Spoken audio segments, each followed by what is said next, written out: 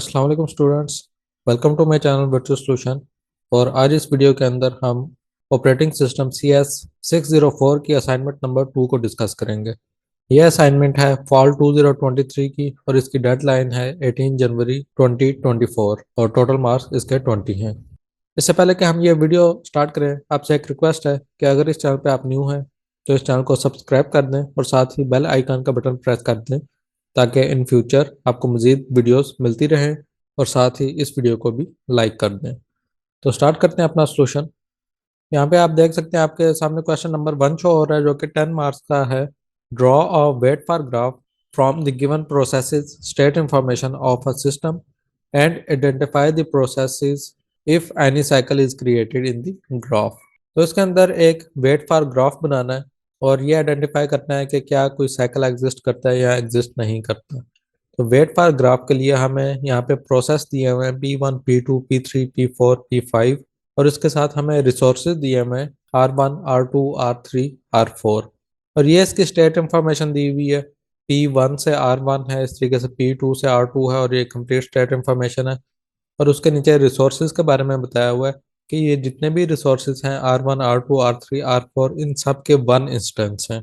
तो इसका सोल्यूशन इस तरीके से होगा कि ये मैंने डायग्राम बनाई हुई है। इस डायग्राम के लिए आप कोई भी सॉफ्टवेयर यूज़ कर सकते हैं। माइक्रोसॉफ्ट वर्ड के अंदर भी ये क्रिएट की जा सकती है, पेंट के अंदर भी क्रिएट की जा सकती है। यहाँ एक और सॉफ्टवेयर होता है माइक्रोसॉफ्ट विजियो, उसके अंदर भी ये क्रिएट की जा सकती है। यहाँ पे डिफरेंट ऑनलाइन टूल्स हैं, उन टूल्स को भी आप यूज़ कर सकते हैं। मैंने एडोब इलस्ट्रेटर के अंदर ये डायग्राम डिज़ाइन की है। बहरहाल कोई भी टूल यूज़ किया जा सकता है इस डायग्राम के लिए। इसके अंदर आप देख सकते हैं कि 4 रिसोर्सेज हैं हमारे पास, R1 R2 R3 R4 और इनके एक एक इंस्टेंस है। मतलब आप देख लें ये दरमियान में एक डॉट है, ये इंस्टेंस को शो कर रहा है। अगर किसी रिसोर्स में 2 इंस्टेंस होते तो हम यहाँ पे ये 2 डॉट ड्रॉ करते, लेकिन एक इंस्टेंस है, इस वजह से इन सब में एक ही डॉट को ड्रॉ किया हुआ है। और फिर यहाँ पे 5 प्रोसेस बनाए हुए हैं P1 P2 P3 P4 P5 जो कि ऊपर हमें बताया हुआ था कि 5 प्रोसेस हैं इसके अंदर। फिर इस स्टेट इंफॉर्मेशन के मुताबिक हमने यहाँ पे इन रिसोर्सेज को आपस में मिला दिया है। ये मैं आपको साथ ही शो करवा देता हूँ कि आप देखें यहाँ पे P1 से एरो निकलेगा जो कि R1 पे जाएगा, तो वो आप देख सकते हैं P1 से एरो R1 पे आ रहा है। फिर P2 से R2 की तरफ जाएगा तो वो यहाँ पे शो हो रहा है P2 से R2। P3 से R4 की तरफ है, वो आप यहाँ पे देख सकते हैं। और इसी तरीके से P4 से R3 P4 से R4 और फिर R1 से एरो निकल रहा है जो कि P4 पे जा रहा है। तो R1 से एरो निकल के P4 पे जा रहा है और आगे भी डिफरेंट स्टेट्स की इंफॉर्मेशन दी हुई है जो कि इस डायग्राम के अंदर मौजूद है। जब ये कंप्लीट डायग्राम हम ड्रॉ कर लेंगे तो उसके बाद हमने ये बताना है कि क्या इसके अंदर कोई साइकिल एग्जिस्ट कर रहा है या एग्जिस्ट नहीं कर रहा। तो वो आप देख सकते हैं कि एक साइकिल इसमें एग्जिस्ट कर रहा है जो कि P4 से स्टार्ट हो रहा है, R3, वहाँ से P2 R2 P1 R1 और दोबारा P4 पे आ रहा है। तो वो मैंने यहाँ पे लिखा हुआ है कि इसके अंदर ये साइकिल भी एग्जिस्ट कर रहा है। आप लोगों को मैं सजेस्ट करूंगा कि इस डायग्राम को थोड़ा सा चेंज कर लीजिएगा, क्योंकि अगर तमाम स्टूडेंट्स बिल्कुल सेम तरीके से इस डायग्राम को ड्रॉ करेंगे तो फिर हो सकता है कॉपी करने की वजह से आपको इस क्वेश्चन के मार्क्स ना मिलें। तो आप ये कर सकते हैं, फॉर एग्जांपल ये जो R1 रिसोर्स है इसको आप लेफ्ट कॉर्नर में कर दें या फिर राइट कॉर्नर के अंदर इसको ड्रॉ कर सकते हैं और ऊपर भी जो स्टेट्स हैं उनकी पोजीशन थोड़ी बहुत चेंज कर सकते हैं ताकि आपकी जो डायग्राम है वो चेंज शो हो। दूसरा जो नीचे साइकिल के बारे में लिखा हुआ है, मैंने यहाँ पे साइकिल स्टार्ट किया है P4 से, फिर उसके बाद R3 है, फिर P2 है। तो आप इस साइकिल को किसी और पॉइंट से भी स्टार्ट कर सकते हैं। फॉर एग्जांपल आप ये कर सकते हैं कि P2 वहाँ से फिर R2 P1 R1 P4, इसके बाद फिर R3 आ जाएगा और फिर P2 आ जाएगा। मतलब आप किसी भी पॉइंट से इस साइकिल को स्टार्ट कर रहे हैं तो उसी पॉइंट पे जाके आप इस साइकिल को स्टार्ट करेंगे और वो पॉइंट एंड पे लिखा जाएगा। तो ये दो मेरी सजेशंस हैं, इनको फॉलो कर लीजिएगा लाजमी ताकि आपको इस क्वेश्चन के मार्क्स मिल जाएं। उसके बाद क्वेश्चन नंबर 2 है, ये स्टेटमेंट दी हुई है और यहाँ पे एक्चुअल में 2 पास कंपाइलर के बारे में बताना है।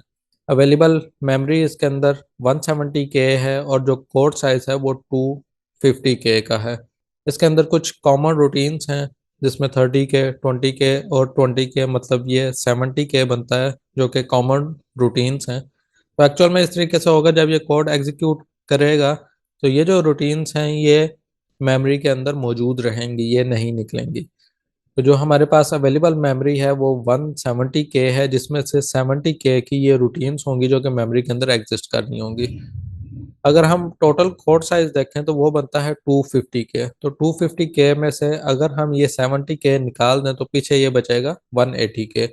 तो यहाँ पे जो अवेलेबल मेमोरी होगी इन तीन रूटीन्स को छोड़ के वो बचेगी 100K, और जो इस कोड का साइज होगा वो होगा 180K। तो फिर दो पासेस होंगे, फर्स्ट पास के अंदर 100K कोड जो है ये रन हो सकता है और सेकंड पास के अंदर 80K कोड रन हो सकता है। तो इस तरीके से ये कंप्लीट 180K कोड और बाकी ये जो रूटीन्स हैं ये हमारी कंप्लीट हो जाएंगी।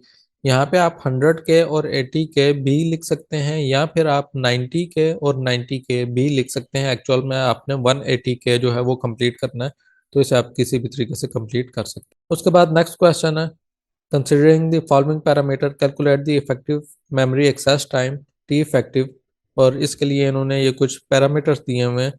इन पैरामीटर्स को देखते हुए हमने टी इफेक्टिव टाइम कैलकुलेट करना है, तो उसका फार्मूला यहाँ पे मेंशन किया हुआ है। टी इफेक्टिव, इसमें एच आर जो है ये रिप्रेजेंट कर रहा है हिट रेशो को, और जो एम आर है ये रिप्रेजेंट कर रहा है मिस रेशो को।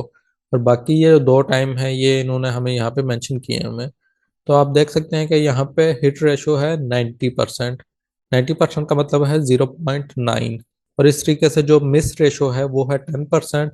तो 10 का मतलब है 0.1।